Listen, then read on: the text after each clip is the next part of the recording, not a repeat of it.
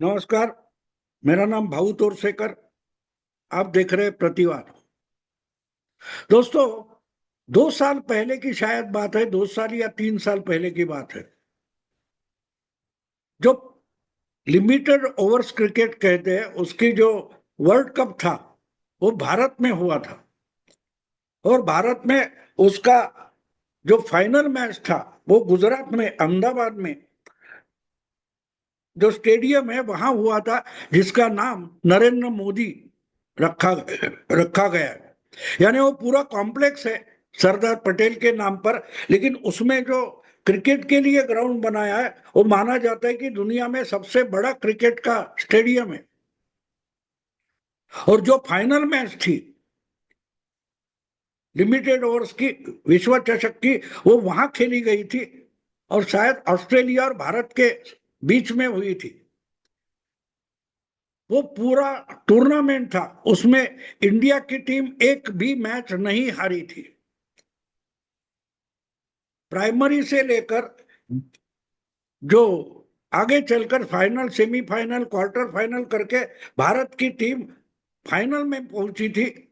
और उसके सामने ऑस्ट्रेलिया थी, तो ऑस्ट्रेलिया भी एक दो बार कहीं हारा था, लेकिन इंडियन टीम जो थी रोहित शर्मा की, वो एक भी मैच नहीं हारी थी। और इसलिए भारत जीतेगा ये माना जा रहा था। और शायद इसीलिए होगा कि देश के प्रधानमंत्री, जो गुजरात के लाडले मुख्यमंत्री रहे 12 साल, वो खुद उस मैच के लिए उस स्टेडियम पर हाजिर थे जिसका नाम ही उनका है, नरेंद्र मोदी क्रिकेट ग्राउंड या स्टेडियम। अब देखिए, वही मैच वही मैच भारत हार गया। पूरी टूर्नामेंट एक भी मैच न हारने वाली इंडिया की टीम बस वो फाइनल हार गई। अर्थात ऐसे प्रसंग, ऐसी घटनाएं, उनका सामना करने में नरेंद्र मोदी धूम दबाकर भागते नहीं, उसका सीधा सामने जाकर सामना करते हैं। और इसलिए जब इंडियन टीम हार गई तो उनको चीयर अप करने के लिए विराट कोहली हो या रोहित शर्मा हो, जो भी खिलाड़ी थे, बड़े हताश निराश थे। तो उनके ड्रेसिंग रूम में देश के प्रधानमंत्री पहुंचे और उनको दिलासा दिया, समझाया कि ये कोई अंतिम मैच नहीं है, आपको बहुत बहुत खेलना है, आपको अभी भी देश का नाम रोशन करना है, और आपके पास उतनी कुशलता और हिम्मत है, डरो मत, कोई बात नहीं, एक मैच हार गए।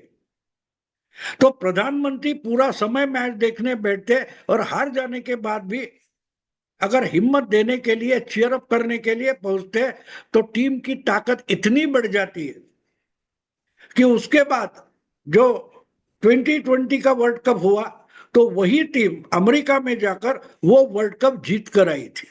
ये मैं इसलिए बता रहा हूं, ये पूरा घटनाक्रम है, वो मैं इसलिए बता रहा हूं कि इसके बाद जो विपक्ष की रिएक्शन थी वो बड़ी इंपॉर्टेंट थी, बड़ी इंपॉर्टेंट थी।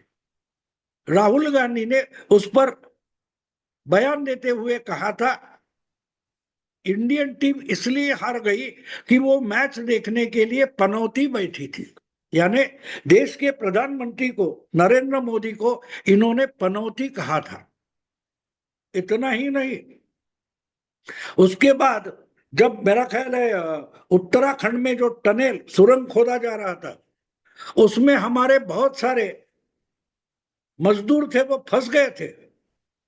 वो टनल अंदर से गिर गया था और बीच में पूरा मलबा पड़ा था, और उनको छुड़ाने के लिए 8-10 दिन की कोशिश चल रही थी। तो मलबे के उस पार मजदूर थे और वो कितना जिंदा रह गए उसकी चिंता थी, उसके प्रयास चल रहे थे। उस पर भी राहुल गांधी ने कहा था, अच्छा हुआ प्रधानमंत्री वहां नहीं गए। किस बारे में कहा था?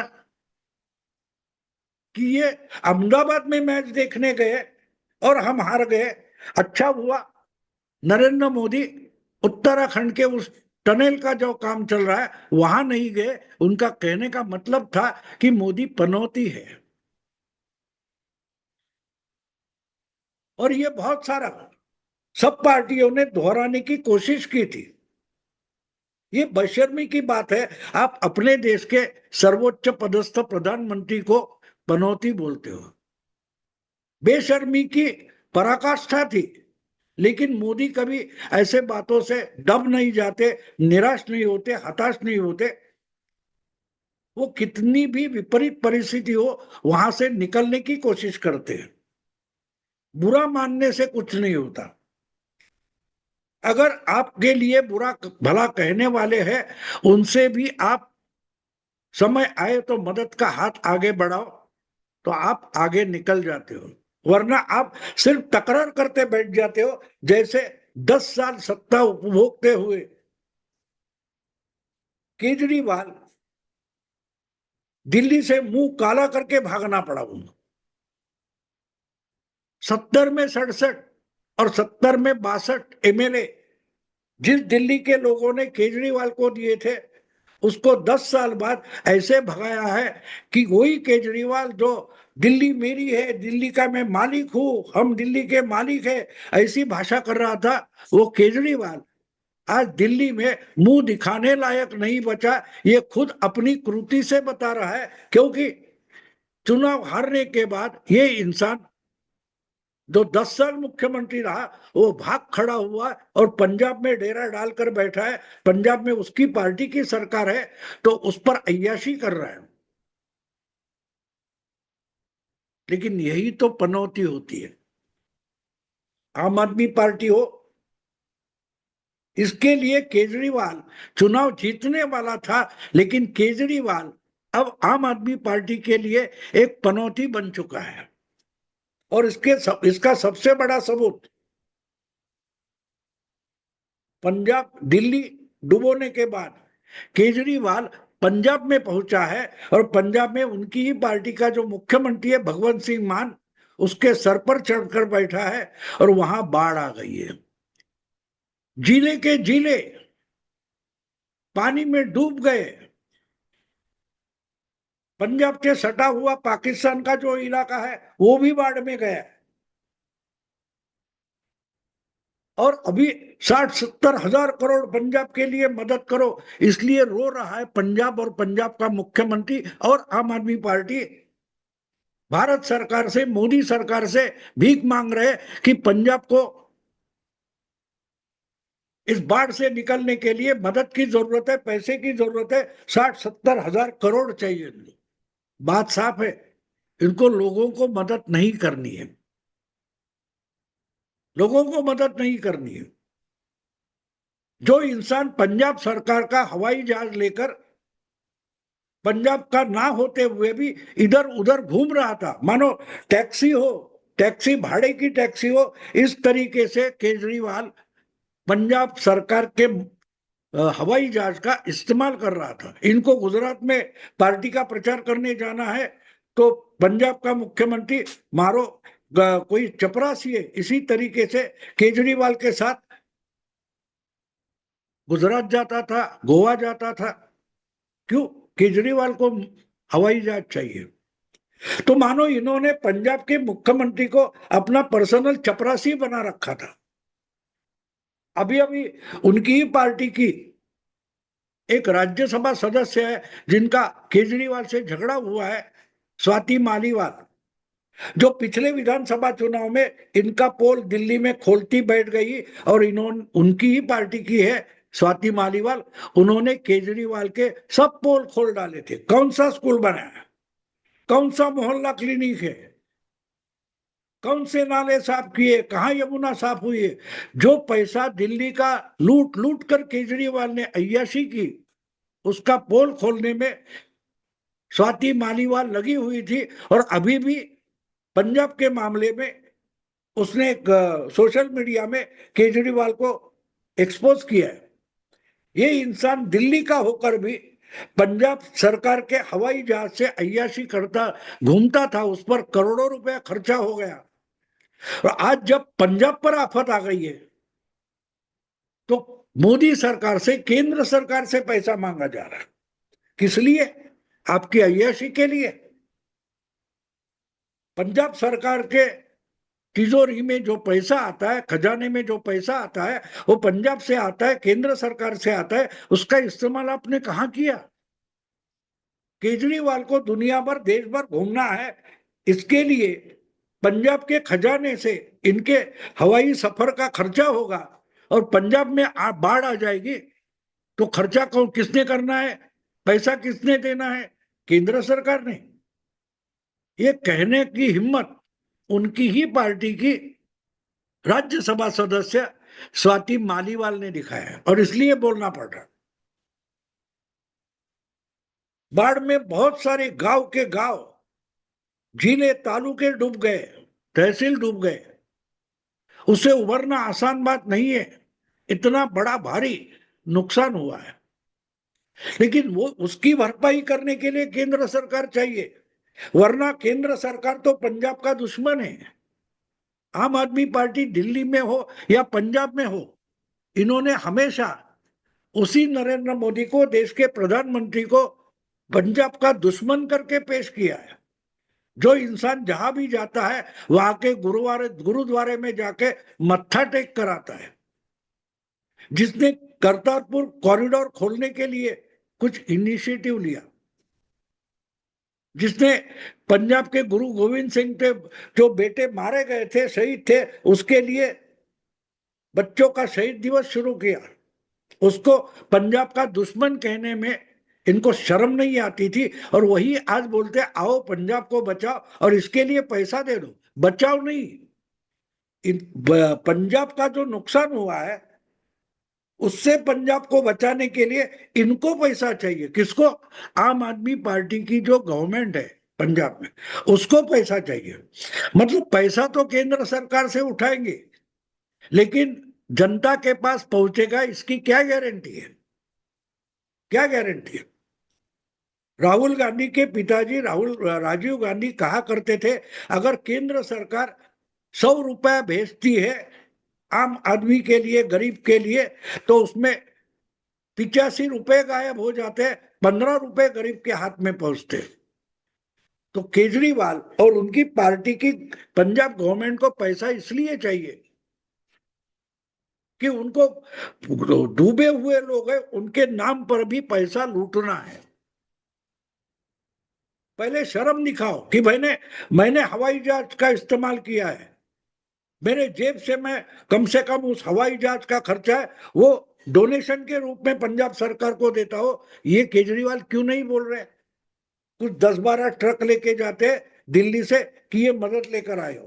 पंजाब कितना बड़ा है और दिल्ली कितना छोटा शहर है। तो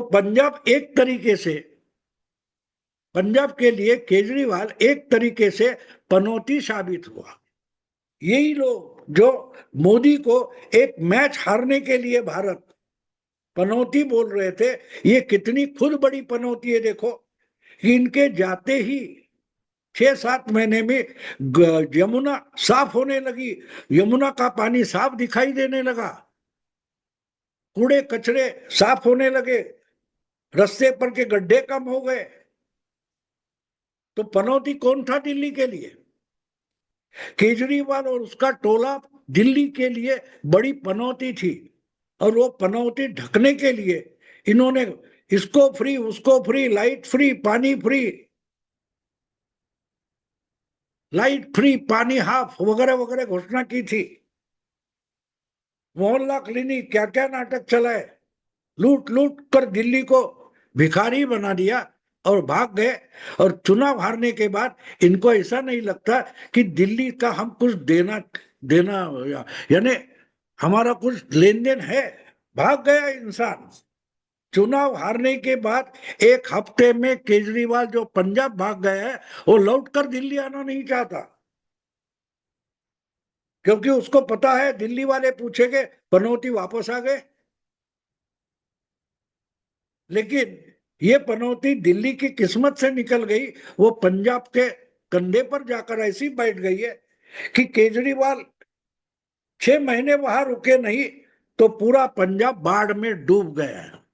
वैसे तो कितनी भी बारिश हो, कुछ भी हो, पंजाब डूबने वाला इलाका तो नहीं है। मेरा ख्याल है दशकों के बाद शायद पंजाब में ये बाढ़ आई है। तो दूसरा कारण क्या है पनौती छोड़कर, और क्या कारण आप दे सकते हो? केजरीवाल वहां जाकर बैठा तो दिल्ली डूबने से बची और पंजाब डूब गया। इसे कहते हैं केजरीवाल की महत्ता, केजरीवाल का प्रभाव। अब ये अगला चुनाव 1-1.5 साल में आने वाला है, उसमें इनकी हालत पंजाब क्या करेगा, ये आज जाकर आप पूछ सकते हो। दूसरी बात है, जिस पंजाब ने बीजेपी को इतना साथ नहीं दिया है,